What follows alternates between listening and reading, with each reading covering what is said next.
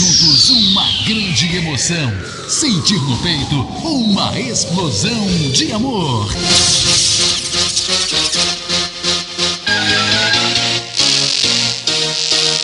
Está entrando no ar, na Catedral FM. Deus é 10. Com Padre Jojão.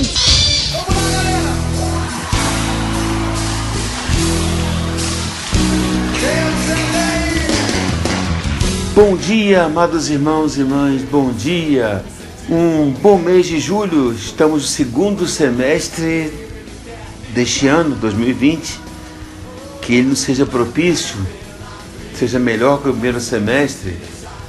Até que Deus, o bom Deus, não nos faltou. Nos deu força, confiemos no bom Deus, confiemos no Senhor. Irmãos e irmãs, continuemos nosso estudo sobre São Pedro. Estamos falando então sobre o primado de Pedro, sobre o primado do Papa, primazia do Papa entre os apóstolos. Falamos sobre Pedro, bispo de Roma, sobre os testemunhos de como Pedro foi bispo de Roma e terminou sua vida em Roma, sobre testemunhos de vários autores de que Pedro esteve em Roma, a carta de São Clemente Romano, o terceiro Papa depois de São Pedro. Depois de Pedro veio São Lino, Santo Anacleto e São Clemente. Lino, Cleto, Clemente, rezamos no cânon romano. E há uma carta desse Papa, São Clemente, que governou a igreja do ano 88 ao ano 96 do primeiro século. Ele escreve uma carta aos Coríntios. E ele, esse grande Papa, ele escreve literalmente nessa carta aos Coríntios. Ele diz que esses atletas, diz, mais recentes, são os maiores e mais santas colunas da igreja. Sofreram perseguição e lutaram até a morte. Os bons apóstolos, Pedro teve de suportar duros tormentos, e por invejas e rivalidades, Paulo obteve o prêmio da paciência. Ele fala do martírio desses dois na igreja de Roma, onde ele foi bispo. Fala que sofreram vítimas de um ódio iníquo, tornando-se para nós, os romanos, um magnífico exemplo de fidelidade. E diz: deixemos de lado os exemplos antigos e falemos de nossos atletas mais recentes. É interessante que a linguagem que usamos hoje do esporte era usado para os mártires. Primeiro o troféu, que era o túmulo que era construído sobre os monumentos construídos sobre o túmulo dos mártires, que eram chamados de atletas. Eram os grandes atletas que venciam o grande pelejo, o grande certame, a grande vitória sobre as torturas. Ganhava o grande prêmio que é a vida eterna. Nós vimos que a carta de grandes testemunhas que mostravam que lá estava o túmulo de Pedro. Foi o caso do presbítero Gaio, que dizia: posso mostrar-vos os troféus dos apóstolos, caso queirais ir ao Vaticano ou a Via Ostiense. A colina Vaticano foi onde fora sepultado São Pedro, e a Via Ostiense, onde fora sepultado Paulo. Sobre os dois troféus, construiu-se a Basílica de Pedro e a Basílica de Paulo. Lá encontrarei os troféus daqueles que fundaram esta igreja. Depois falamos sobre que quando houve a liberdade dos cristãos, sobre Constantino, no ano 313, sua mãe, Santa Helena, se converteu. Constantino, depois da batalha sobre a Ponte Milvia, viu um sinal no céu dizendo: in tuto nica, sob este sinal vencereis, em grego, o sinal da cruz. E de fato ele vence. Os cristãos já são maioria no Império Romano. Então Constantino escreve um decreto, o Edito de Milão, decretando liberdade aos cristãos. Os cristãos são declarados livres de professar a fé cristã, Santa Helena vai a Jerusalém, traz as relíquias da Santa Cruz, da coroa de espinhos, várias relíquias do cristianismo, lugares santos, para Roma. Então, os cristãos são livres e Constantino vai construir algumas basílicas, como São Pedro e São Paulo. E falava ontem que ele vai, inclusive, carregar 12 cestas de terra para ajudar a construir a basílica. Ele constrói a Basílica São Pedro sobre o troféu, sobre o túmulo de São Pedro. E ali, então, se constrói a Basílica Antiga, no século IV, lá no ano 300, pouco depois do Edito de Milão. E esse túmulo é fechado, fica fechado durante 1600 anos. Nós sabemos que 1000 anos depois, constrói-se a segunda Basílica Renascentista, no século XIV, a Basílica é construída em cima do túmulo, em cima da Basílica de Constantino. O túmulo não é aberto, ele é fechado, não se abre. E em 1939, Pio XII, diante da crítica dos protestantes de que de fato Pedro não teria vivido em Roma, não teria sido bispo de Roma, não teria sido sepultado em Roma, decide então a fazer escavações. Primeiro, os arqueólogos percebem que de fato a basílica fora construída sobre o antigo cemitério pagão, o que seria impossível porque os romanos eram supersticiosos e a lei romana proibia construir sobre um cemitério, porque eles eram muito religiosos. Por que não construiu a basílica no Circo de Nero, que é um lugar plano? Porque construiu sobre uma colina com um declínio de 13 metros, do sudoeste ao noroeste, porque ali estava algo muito importante, que não se podia abrir mão, o túmulo do apóstolo Pedro. Pouco a pouco as escavações vão mostrando túmulos de cristãos com grafites, e então,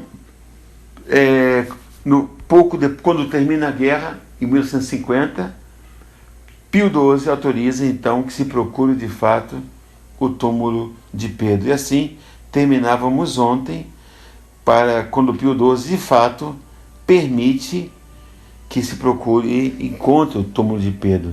Encontra-se então o altar do século XII, o Papa Calixto.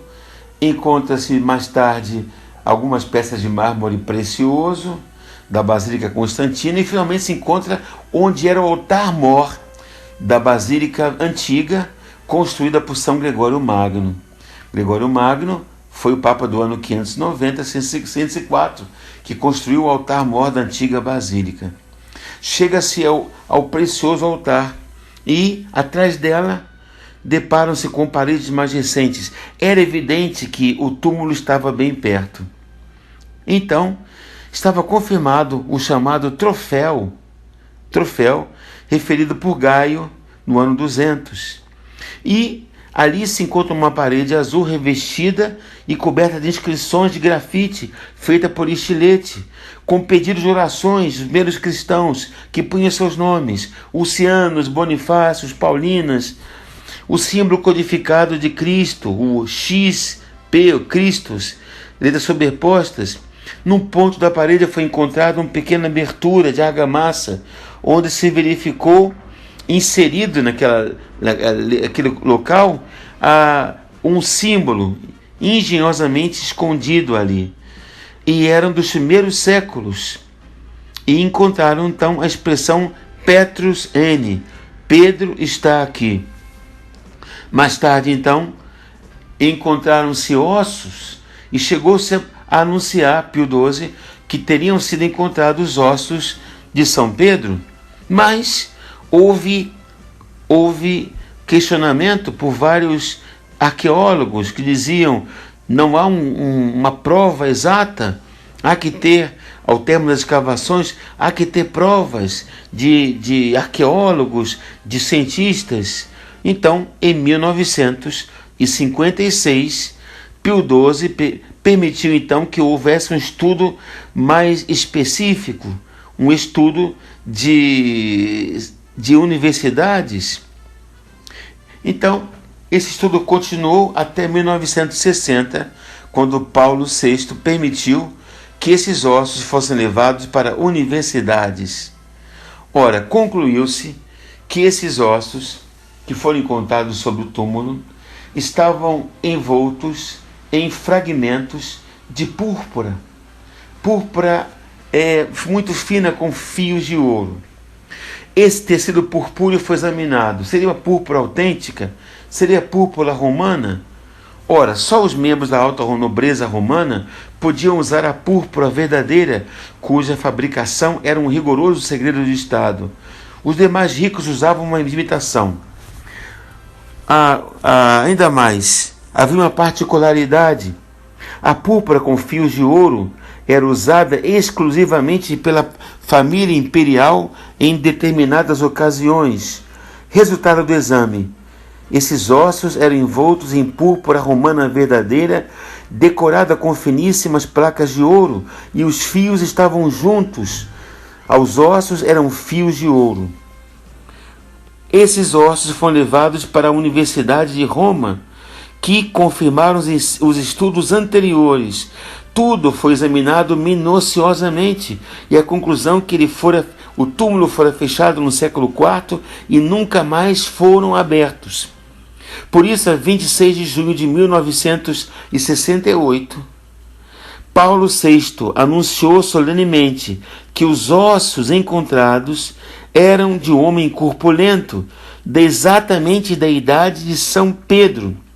E esses ossos foram envoltos no século IV. Aquele túmulo nunca mais foi aberto. Estavam envoltos em tecido fino, usado somente pelo imperador, e que o imperador havia permitido que eles fossem envoltos nesse tecido.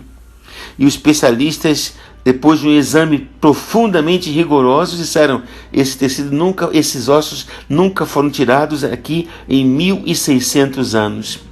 Paulo VI, a 26 de junho de 1968, anunciou solenemente ao mundo que, após longos exames e extensos estudos, as relíquias de São Pedro foram identificadas de um modo que julgamos convincente. E sob tal basílica, 1000 anos depois, erguia-se a atual basílica, cumprindo-se assim, até de modo físico, a promessa de nosso Senhor Jesus Cristo a São Pedro: Tu és Pedro, e sobre essa pedra edificarei a minha igreja. Que bom ser católico, meus irmãos.